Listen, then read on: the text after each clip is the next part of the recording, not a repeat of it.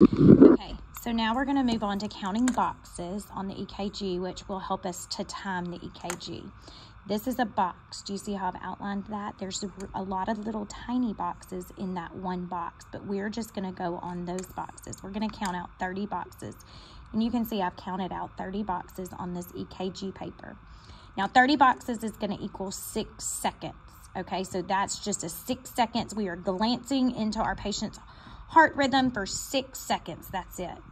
But we know we don't chart 5 beats in 6 seconds. That's not how we chart a heart rate. We chart a heart rate in beats per minute. So all I get is a 6 second strip because I've counted out 30 boxes. Now, I have 6 seconds, but I know there's 60 seconds in a minute. So what do I have to multiply 6 by to get 60? Well, I know the answer to that is 10. So if I multiply 6 times 10, then I get 60 seconds, which is a minute. So now I'm going to go in and look, I see my standard calibration mark. So I know that the paper speed was 25 and the amplitude was 10.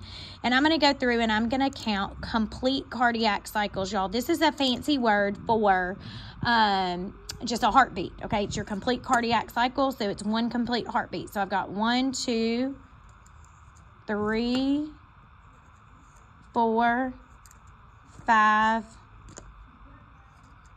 6, and that fit in 7, okay?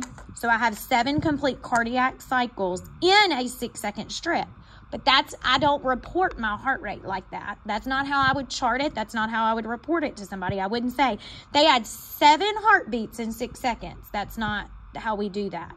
So I've got to convert this to beats per minute. But I know to get 6 seconds to 60, I multiply times 10. So I have 7 beats. And I'm going to multiply times 10, and that's going to give me 70 beats per minute.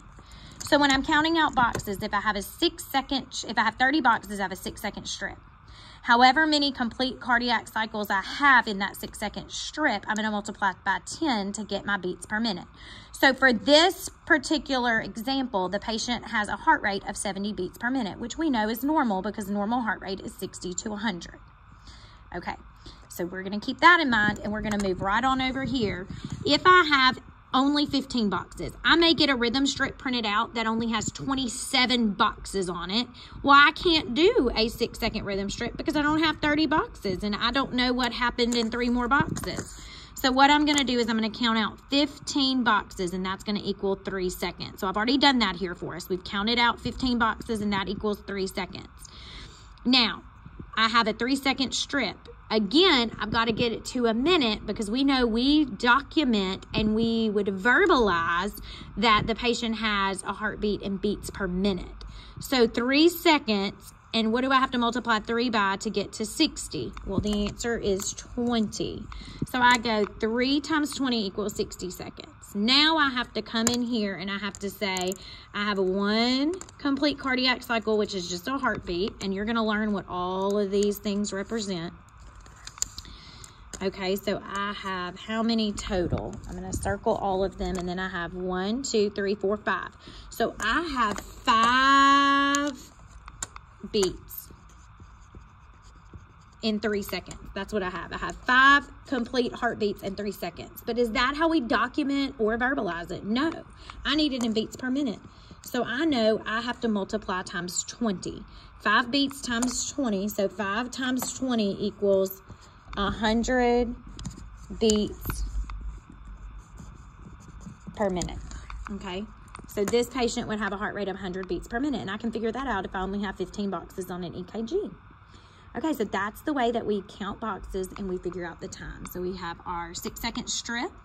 We're going to multiply times 10. So however many complete cardiac cycles, we multiply times 10 to get the heart rate. If we have a 15 boxes, which would be a 3 second strip, we're going to take however many complete cardiac cycles in that section, and we're going to multiply times 20 to get our beats per minute.